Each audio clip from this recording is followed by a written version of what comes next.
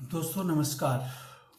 आज हम अपने दोस्तों के कुछ सवालों का जवाब ढूंढेंगे। पहला सवाल जो उन्होंने पूछा है, उस सवाल में क्या लिखा है उन्होंने कि बिहार में क्या चल रहा है। जैसे नीतीश जी का कल डिप्टी चीफ मिनिस्टर के यहाँ जाना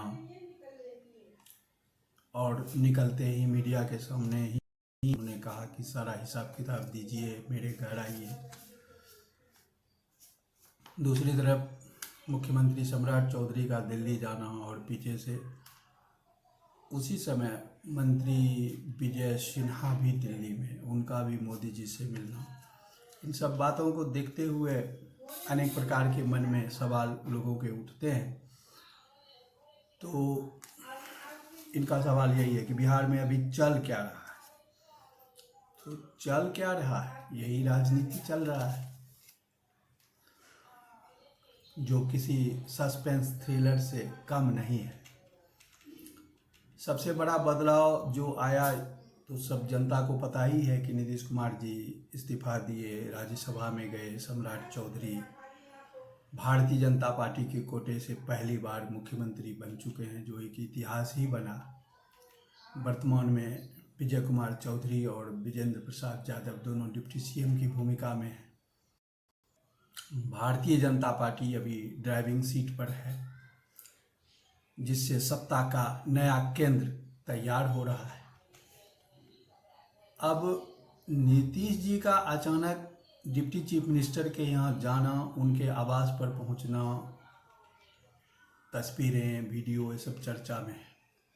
तो भले ही नीतीश कुमार अब सीधे तौर पर मुख्यमंत्री नहीं है, लेकिन जनता दल यू के वो राष्ट्रीय अध्यक्ष हैं और एनडीए के मार्गदर्शक के रूप में उनका प्रभाव अभी भी बना हुआ है, कम नहीं हुआ है। अल्पसंख्यक और विकास कार्यों पर उनकी 20 साल से वो सत्ता में रहे हैं, तो उनकी एक पकड़ है। नीतीश कुमार अपने पार्टी के जो मंत्री हैं, विशेषकर दोनों डिप्टी चीफ मिनिस्टर, उनसे लगातार फीडबैक और कार्यों का हिसाब लेते हैं, ताकि जनता दल यू का कोर वोट बैंक जो है वो खिसके नहीं।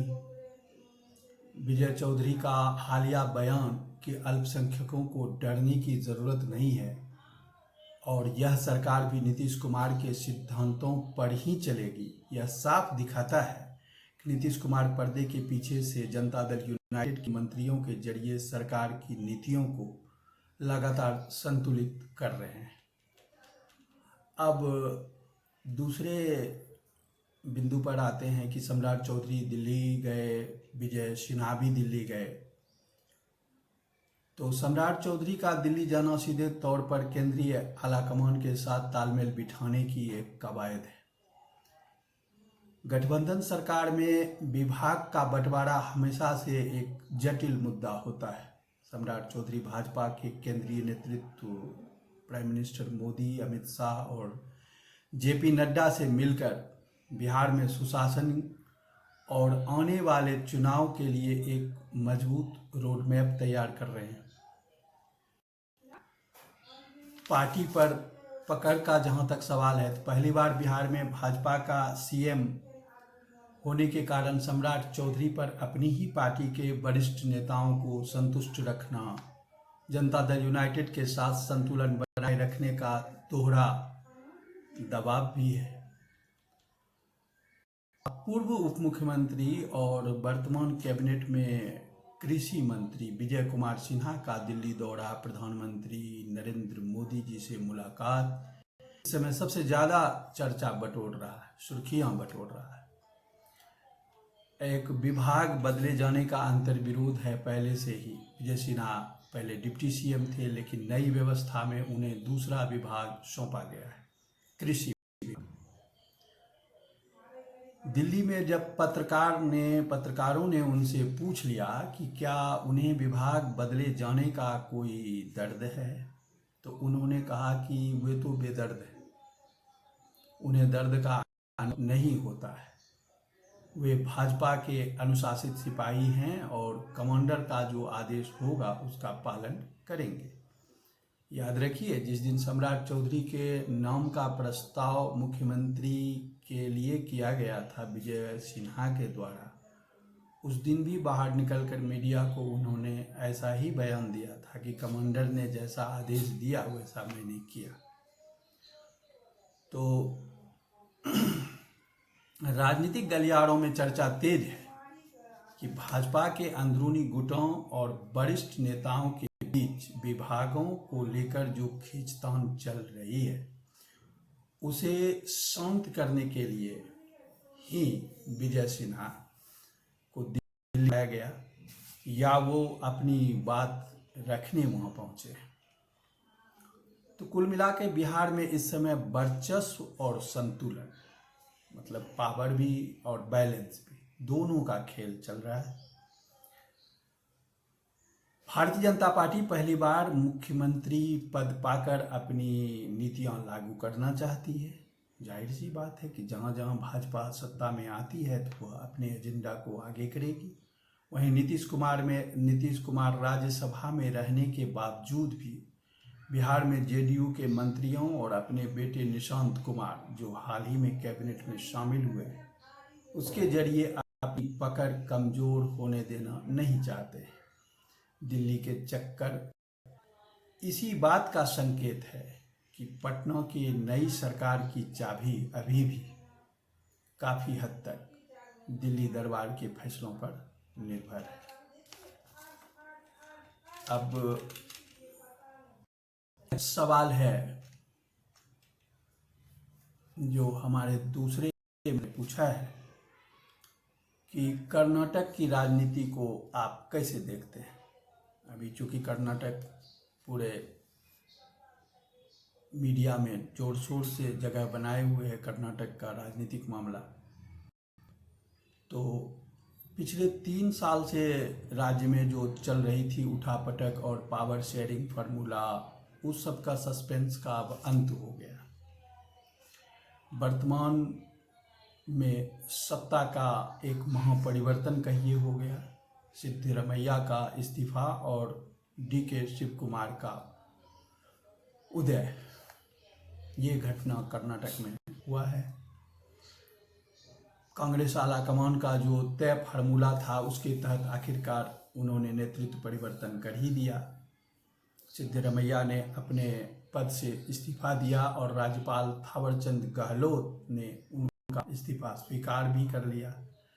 आला कमान ने उन्हें दिल्ली बुलाकर राज्यसभा सीट और राष्ट्रीय राजनीति में बड़ी भूमिका देने का प्रलोभन दिया, लेकिन अहिंदा जो अल्पसंख्यक पिछड़ा वर्ग और दलित का मतलब एक समूह है, वहाँ राजनीति के ये बड़े नेता रहे हैं। इन्होंने साफ कर दिया है कि कर्नाटक की जमीनी राजनीति में ही वे सक्रिय रहेंगे। और इधर कांग्रेस के संकट मोचक माने जाने वाले डीके शिव कुमार अब कर्नाटक के नए मुख्यमंत्री बनने जा रहे हैं। खास बात यह है कि खुद सिद्धरमैया ने उनके नाम का प्रस्ताव रखा, जिससे पार्टी में फिलहाल किसी बड़े विद्रोह को टाल दिया गया है। आशंका ऐसा कुछ नहीं है अभी कि कोई विद्रोह होगा, लेकिन डीके शिव कुमार के सामने में भी ये अग्नि परीक्षा और नए चैलेंजेज होंगे। मुख्यमंत्री की कुर्सी संभालने के बाद डीके शिव कुमार के सामने कोई बहुत आसान रास्ता है ऐसा नहीं है। सामने चुनौती का एक पहाड़ खड़ा है। कैबिनेट का संतुलन की भी चर्चा है, 4 डिप्टी सीएम की भी चर्चा है। सिद्धरमैया के जाने के बाद उनके खेमे के मंत्रियों को साधना सबसे बड़ा चैलेंज है। कुछ सूत्र यह भी बता रहे हैं कि राज्य में सामाजिक और क्षेत्रीय संतुलन, जातीय समीकरण बनाए रखने के लिए 4 नए उप मुख्यमंत्री बनाए जाने पर भी विचार चल रहा है। कुछ मंत्री ऐसे भी हैं जिनको छटनी का डर है। मल्लिकार्जुन खड़गे और राहुल गांधी के साथ बैठक लगातार चल रहा है। चर्चा की सिद्धरमैया कैबिनेट के कई मंत्रियों को डीके शिव कुमार की नई कैबिनेट में जगह नहीं मिलेगी, जिससे एक आंतरिक असंतोष भड़क सकता है। विपक्षी खेमे भी बैठा नहीं है, वह भी अपना रणनीति बना रहा है। इस पूरे बदलाव पर बीजेपी की भी पैनी नज़र है। विपक्ष इस पूरे घटनाक्रम को कांग्रेस का आंतरिक कलह और कुर्सी की लड़ाई बताकर जनता के बीच यह संदेश देने की कोशिश कर रहा है कि कांग्रेस का ध्यान सुशासन पर नहीं बल्कि सिर्फ सत्ता के बंटवारे पर है।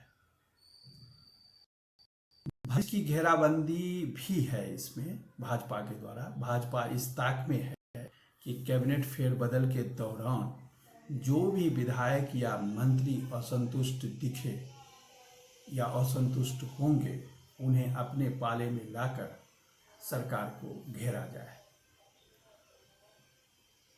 5 गारंटियां और वित्तीय प्रबंधन का भी दबाव होगा। सिद्धरमैया सरकार ने 2023 में जिन 5 मुफ्त गारंटी वेलफेयर स्कीम के दम पर भारी बहुमत हासिल किया था, उन्हें जारी रखना नए मुख्यमंत्री के लिए आसान नहीं होगा। कर्नाटक का वित्तीय बजट इन योजनाओं के कारण भारी दबाव में है। डीके शिव कुमार को अब एक कड़क प्रशासक के रूप में खुद को साबित करना होगा, ताकि राज्य का विकास कार्य भी न रुके और कल्याणकारी योजनाएं जो बढ़ चढ़ घोषणा की गई थी, चलाई जा रही है, वो भी चलती रहे।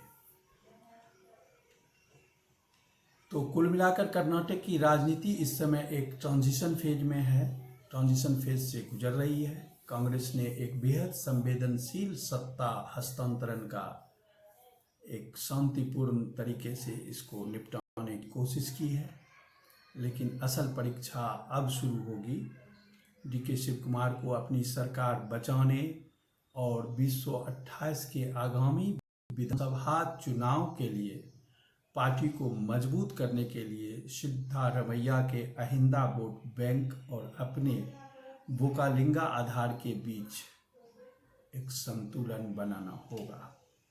कुल मिलाकर फिलहाल कर्नाटक के लिए तो इतना ही है। आगे नेक्स्ट सवाल इनका है जो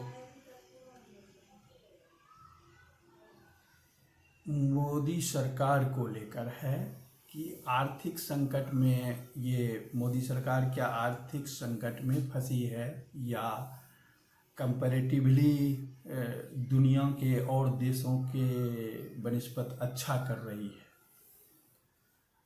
और हॉर्मुज संकट का कितना असर है, इस वजह से भारत सरकार कितनी परेशान है। इन सब मुद्दे को लेकर के इन्होंने जानना चाहा है। तो इसमें एक बात तो तय है कि हॉर्मुज संकट भारत सरकार ने या मोदी जी ने जाके खड़ा किया है, नहीं उस युद्ध से भारत का कुछ लेना देना है कि शुरुआत क्यों हुआ, कैसे हुआ, किसने कराया, यह क्यों हुआ, किस दिन हुआ, ये सब दुनिया को पता है। लेकिन हाँ, उसके शिकार उसका असर हमारे ऊपर पड़ रहा है, हमारे ही देश के ऊपर नहीं, दुनिया के लगभग सभी अर्थव्यवस्था इसका दंश झेल रहा है, जिसमें भारत भी है। और भारत इसलिए ज़्यादा इसका शिकार है क्योंकि हम अपनी ज़रूरत की बहुत बड़ी मात्रा यानी लगभग 85% से भी ज़्यादा हम बाहर से ही क्रूड ऑयल मंगाते हैं।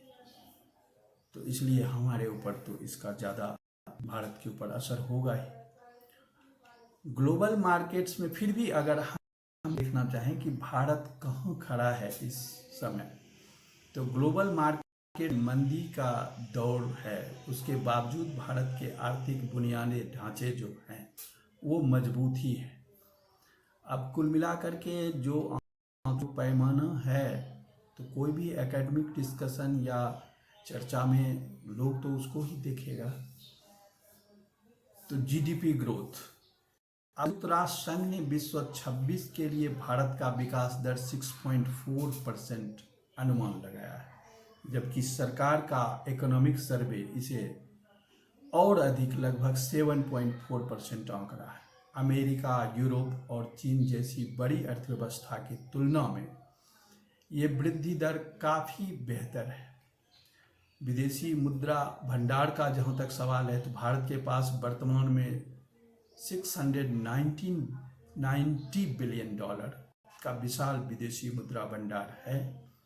हालांकि हॉर्मुज संकट के कारण इसमें कुछ गिरावट भी आई है, फिर भी यह भारत के लगभग 11 महीनों के आयात को संभालने के लिए पूरी तरह सक्षम है। इसलिए 1991 जैसी कोई डिफॉल्ट या भुगतान संतुलन का संकट इस तरह का आने का कोई आशंका नहीं है। घरेलू मांग की बात की जाए तो भारत की ताकत उसकी मजबूत घरेलू खपत और डिजिटल इंफ्रास्ट्रक्चर जो हमने तैयार किया है, जैसे जीएसटी और यूपीआई सुधार है, जो बाहरी झटकों को काफ़ी हद तक यह एब्जॉर्ब कर लेता है, सोख लेता है। अब हॉर्मुज जलडमरू मध्य का जो संकट है, इसने वैश्विक व्यापार के सामने ही बहुत बड़ा रोड़ा अटकाया है, पूरा ग्लोबल ट्रेड को प्रभावित किया है। चूँकि दुनिया का 20% और भारत का एक बहुत बड़ा हिस्सा तेल का और एलपीजी का इसी रास्ते से इंपोर्ट होता है, इसलिए भारत सरकार को कुछ मोर्चे पर भारी परेशानी झेलना पड़ रहा है। जो संकट का सीधा असर है, जैसे कच्चे तेल और ईंधन के दामों में बेतहाशा वृद्धि है। सरकार ने काफ़ी हद तक उस पर कोशिश किया, लंबे समय तक कोई वृद्धि न किया, लेकिन फिर थोड़ा थोड़ा करके उन्होंने इधर बढ़ाया है। तो आम जनता को राहत देने के लिए खुद कीमतों का बोझ सरकार उठाना चाह रही है, उठाया भी है, जिससे सरकारी खजाने पर एक दबाव बढ़ा है। भारत में जो अभी ईंधन की कीमत में है, उसमें केवल 4 से 5% तक ही वृद्धि होने दी गई है। और रसोई गैस का जहाँ तक बात करें तो सरकार ने कॉमर्शियल सप्लाई को काटकर घरेलू रसोई गैस सिलेंडर को प्राथमिकता दी है, जिससे कि आम घरों में रसोई प्रभावित न हो। भारत अपनी एलपीजी जरूरतों का 60% खाड़ी देश से आयात करता है और उस 60% का लगभग 90% हॉर्मुज से ही आता है। कतर और सऊदी अरब में अगर सप्लाई प्रभावित होता है तो घरेलू स्तर पर कमर्शियल एलपीजी की भारी किल्लत हो गई, कमर्शियल एलपीजी के दाम भी बढ़ गए। तो ये सब समस्या है, लघु और मध्यम उद्योग को समस्या है। वित्त मंत्री ने चेतावनी भी दी है कि यह संकट छोटे उद्योगों के लिए अनिश्चितता पैदा कर रहा है। डॉलर की मांग और रुपया,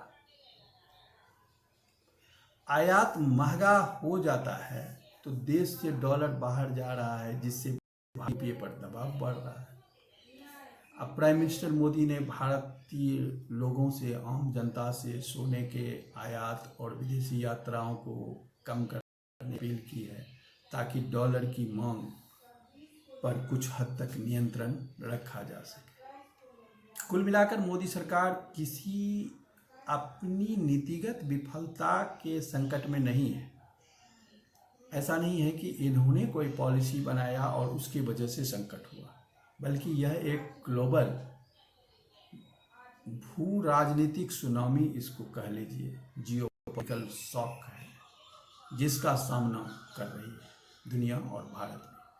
अच्छी बात यह है कि भारतीय नौसेना वाणिज्यिक जहाज़ों को भी सुरक्षा दे रही है और हाल में यूएस ईरान के बीच बैक चैनल वार्ता और हॉर्मुज को आंशिक रूप से खोलने के जो कूटनीतिक प्रयास हुआ है, अगर उसमें सफलता बढ़िया से मिलती है तो बाजार और सबको राहत मिलेगा। दुनिया के बाकी देश के मुकाबले भारत इस ग्लोबल आर्थिक मंदी और संकट को बहुत ही अच्छे तरीके से शॉक एब्जॉर्बेट कर सकते हैं, यानी झटका सहने की क्षमता इस तरह बनाया है व्यवस्था को कि इसके अंदर एक शॉक एब्जॉर्बेंट है जो इस तरीके से संभाल रहा है। जब दुनिया के अनेक बड़ी बड़ी अर्थव्यवस्थाएं, बड़े बड़े देश हमसे भी ज़्यादा परेशान है। अब नेक्स्ट सवाल पे अगर गौर करें तो नेक्स्ट सवाल है कि अमेरिका, बड़ा अच्छा लिखा है उन्होंने कि अमेरिका जो लगातार भारत को लेकर, मोदी जी को लेकर अनावश्यक टिप्पणी करते रहा है और ऑपरेशन सिंदूर को भी लेकर के लगातार अनावश्यक टिप्पणी किया, तो फिर अचानक रूबियो को भारत क्यों भेजा? वेरी गुड क्वेश्चन, बहुत अच्छा सवाल इन्होंने पूछा है कि जब भाई अमेरिका आपको हम पसंद नहीं हैं, हमारी हर बात में आप टांग अड़ाते हैं, तो फिर अपने जो सबसे पावरफुल सेक्रेटरी ऑफ स्टेट उसको इंडिया भेजने के पीछे क्या संकेत क्या है? तो पिछले कुछ महीनों में अगर आप देखें तो डोनाल्ड ट्रंप प्रशासन, उनके समर्थकों द्वारा भारत पर लगातार कई अनावश्यक टिप्पणियां की गई। ट्रंप ने भारत पर भारी टैक्स लगाने की भी धमकी दी, 50% तक लगाया भी दिन तक। सोशल मीडिया पर भारत को लेकर कुछ विवादित टिप्पणियां भी की। इसके बावजूद अमेरिका को अचानक मार्को रूबियो को भारत भेजना पड़ा। यह बात गले के नीचे नहीं उतर रहा है कि जब आपको भारत पसंद नहीं है, हमारी नीति पसंद नहीं है, तो फिर आपने हमें तो बावजूद इन सब चीज़ों के बावजूद अमेरिका को अचानक मार्को रूबियो को भारत भेजना पड़ा। इसके पीछे कुछ स्पष्ट कारण है। जैसे अमेरिका ने हर जगह आजमाइश करके देख लिया, हाल ही में चाइना भी गए थे, यूरोप से भी कई बातों पर आग्रह करके कई चीज़ों पर देख लिया। अमेरिका रिश्ते को टूटने से बचाना चाहता है, मतलब एक रिपेयर मोड में अमेरिका है। तो रिश्तों को टूटने से बचाने के लिए यह अमेरिका द्वारा किया गया एक प्रयास है, क्योंकि अमेरिका को पता है कि भारत अमेरिका संबंध अभी सबसे खराब दौर में चल रहा है। अमेरिका को डर था कि भारत पूरी तरह से रूस चीन के कूटनीतिक ब्लॉक के तरफ न झुक जाए, इसलिए रूबियो को भारत भेजना एक नुकसान की भरपाई करने के लिए था, डैमेज कंट्रोल के लिए था।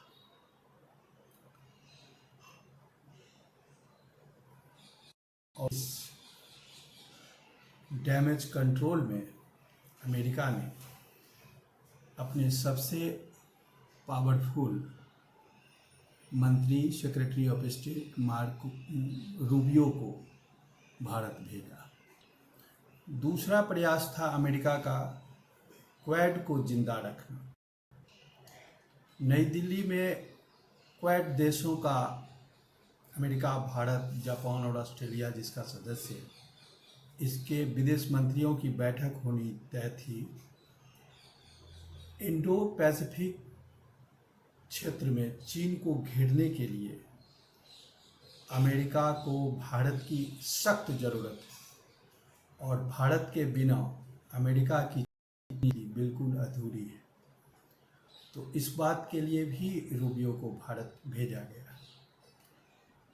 और रूबियो ने दिल्ली आते ही प्रेस कॉन्फ्रेंस में सफाई भी दी कि राष्ट्रपति ट्रंप भारत को बहुत प्यार करते हैं, वे पीएम मोदी के बड़े प्रशंसक हैं। उन्होंने भारत विरोधी टिप्पणियों को सोशल मीडिया के मूर्ख लोगों के बेवकूफ़ाना बयान कहकर खारिज करने की कोशिश की। तो इस तरह रूबियो अमेरिका के अभियान पर थे जो एक डैमेज कंट्रोल के लिए था। सोशल मीडिया और कूटनीतिक गलियारों में यह बात साफ दिखाई दे रही है कि रूबियो को वह भव्य स्वागत नहीं मिला जो अमेरिकी विदेश मंत्रियों को भारत में मिलता है। उनका आगमन जयपुर आगरा दौरे के दौरान भी कोई बड़ा भारतीय वीआईपी उनके साथ नहीं था।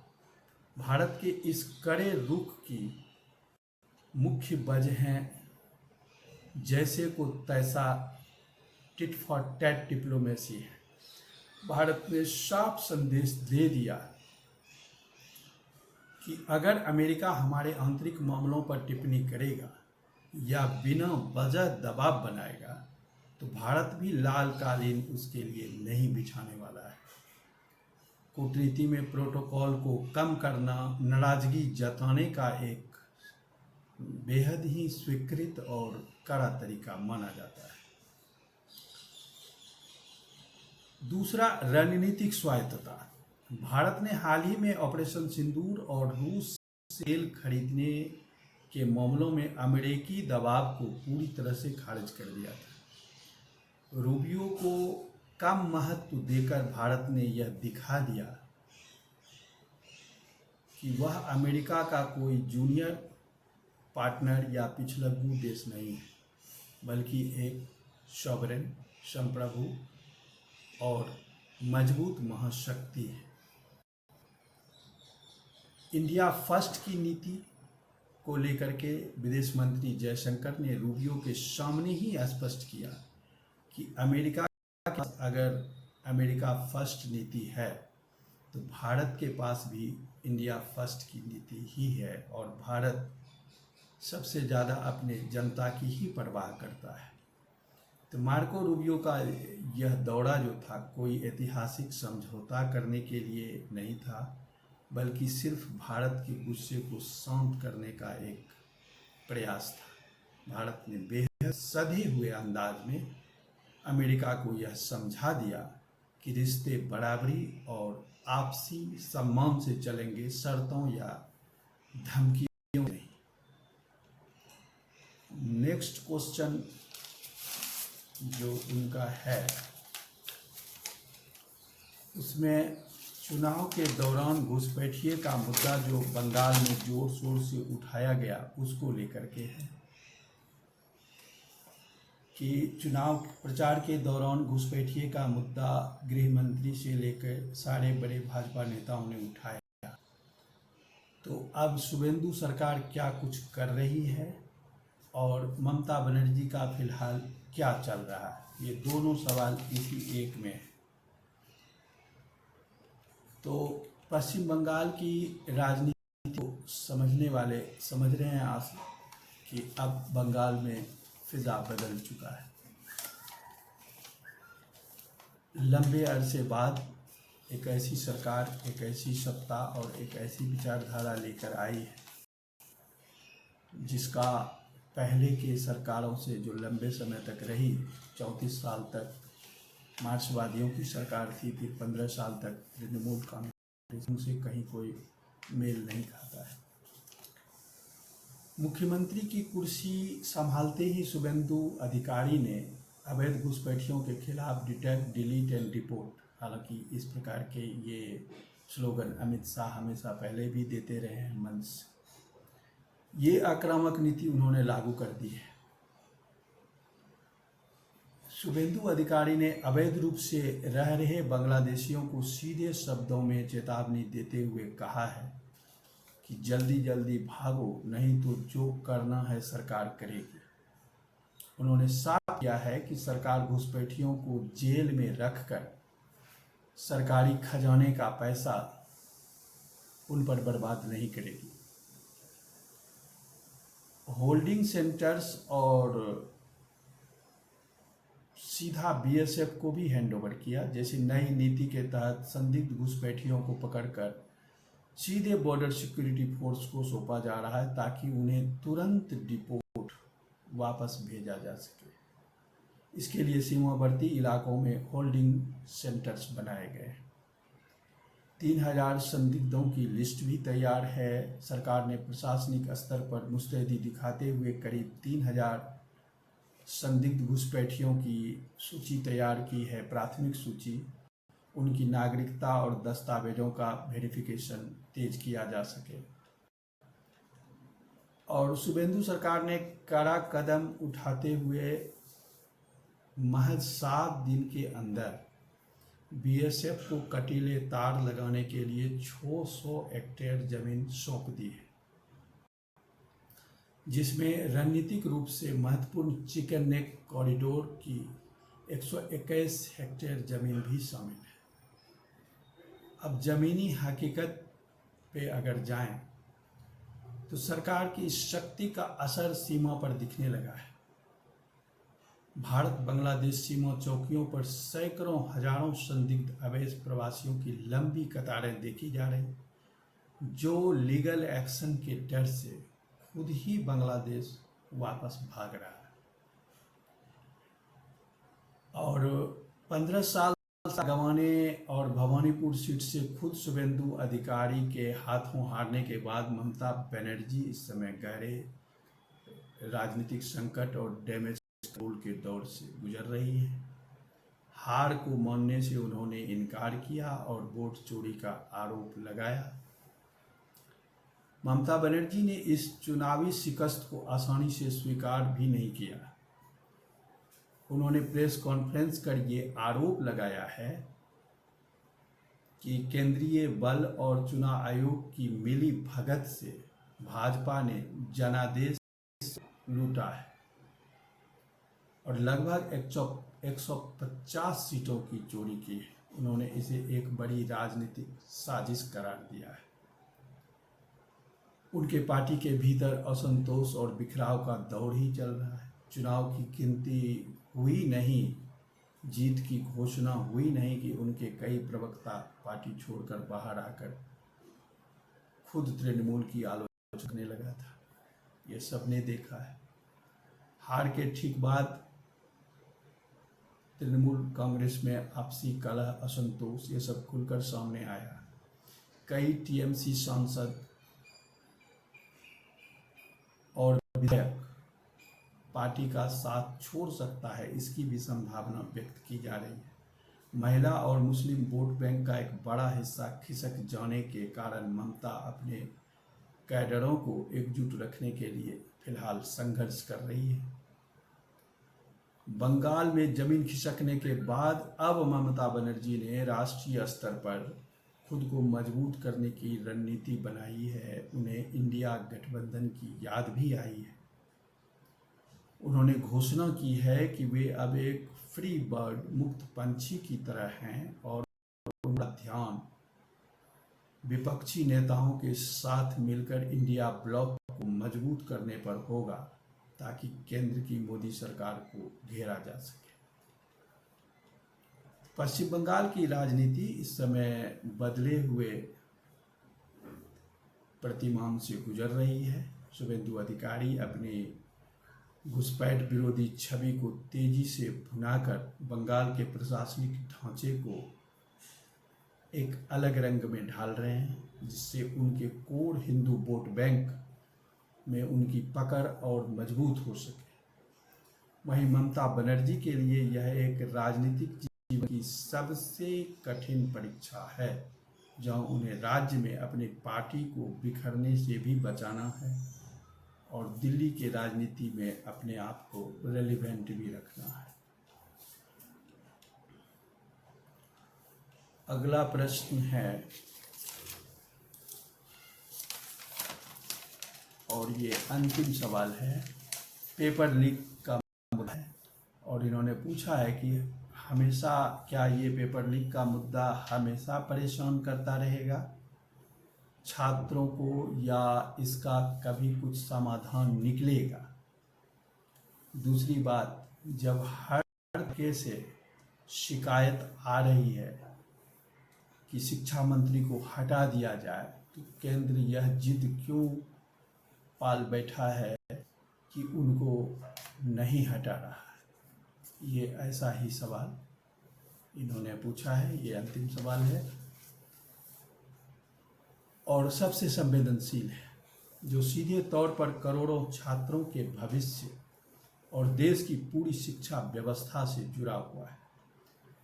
पेपर लीक और धांधली का मुद्दा इस समय देश का सबसे बड़ा राष्ट्रीय संकट बन चुका है। बतौर राजनीतिक और प्रशासनिक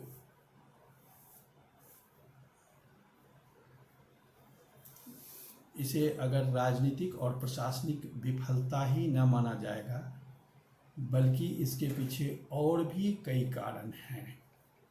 और क्या इसका इन्होंने पूछा है कि क्या कभी कोई समाधान है, तो उस पर भी हम बात करेंगे। देखिए, पेपर लीक कोई ऐसी समस्या नहीं है जिसका समाधान संभव ही न हो। हालांकि छात्रों को अभी भारी मानसिक और आर्थिक प्रताड़ना झेलनी पड़ रही है, लेकिन एडमिनिस्ट्रेटिव और टेक्निकल लेवल पर इसका परमानेंट सॉल्यूशन संभव है। लेकिन इसके लिए एक मजबूत इच्छा शक्ति चाहिए। पूरी तरह डिजिटल और लॉक्ड सिस्टम, ऑफलाइन परीक्षाओं जैसे पेन पेपर मोड में प्रिंटिंग प्रेस है, ट्रांसपोर्टेशन है, और परीक्षा केंद्र पर पेपर लीक होने का खतरा सबसे ज़्यादा होता है। इसका एक समाधान कंप्यूटर आधारित परीक्षा है। इसमें पेपर परीक्षा शुरू होने से ठीक 5 मिनट पहले तक सुरक्षित डिजिटल एन्क्रिप्शन के जरिए सीधे छात्र की स्क्रीन पर बड़े कड़े कानून का भी जमीनी पालन होना चाहिए। केंद्र सरकार ने एंटी पेपर लीक कानून, public examinations prevention of unfair means act लागू तो कर दिया है, जिसमें 10 साल तक जेल का भी प्रावधान है। लेकिन समाधान तब होगा जब इस कानून के तहत बड़े बड़े शिक्षा माफिया और अधिकारियों जिसकी मिली भगत रहती है उसे जेल भेजा जाए और एक उदाहरण पेश किया जाए। तो जमीनी स्तर पर इसे कड़ाई से लागू करना है। परीक्षा कराने वाली जो राष्ट्रीय एजेंसियों का पूरी तरह से पुनर्गठन नहीं हुआ है वह जरूरी है और उसका होना चाहिए। इसमें एक्सपर्ट, चाहे आप इसरो से लीजिए, आईटी विशेषज्ञ को शामिल करिए, एक अभेद्य सुरक्षा प्रोटोकॉल तो बनाना ही होगा। समाधान बिल्कुल मुमकिन है, लेकिन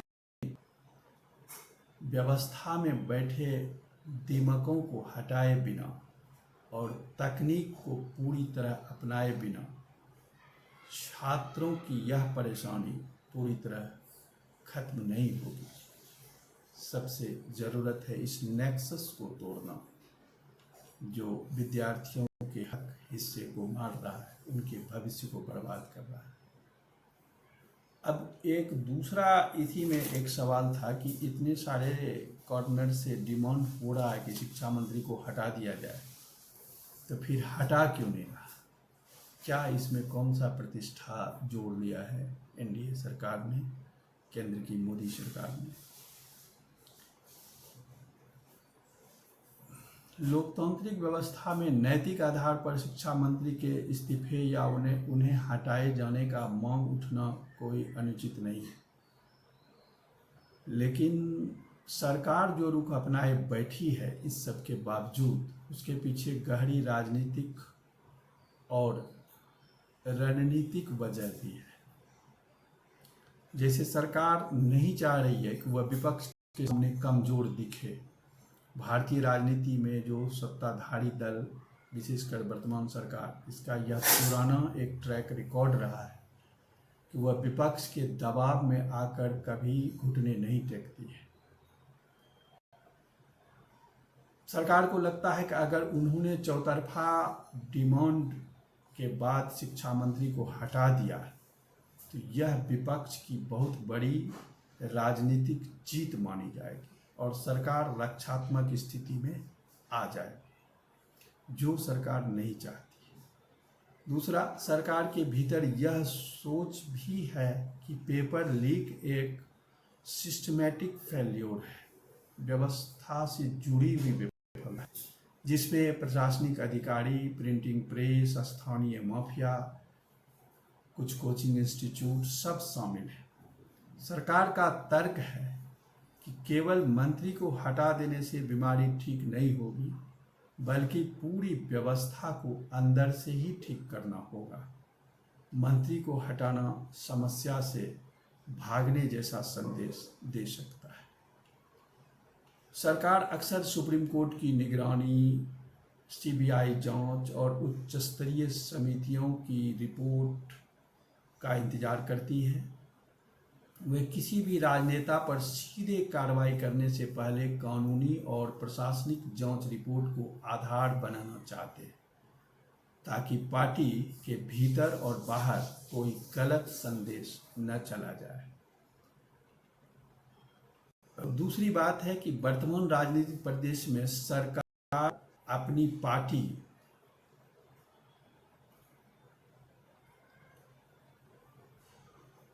और सहयोगी दलों के आंतरिक संतुलन को भी ध्यान में रखती है।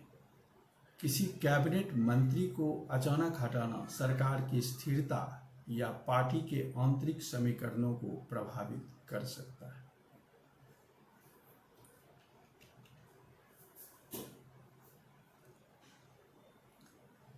छात्रों के दृष्टिकोण से देखा जाए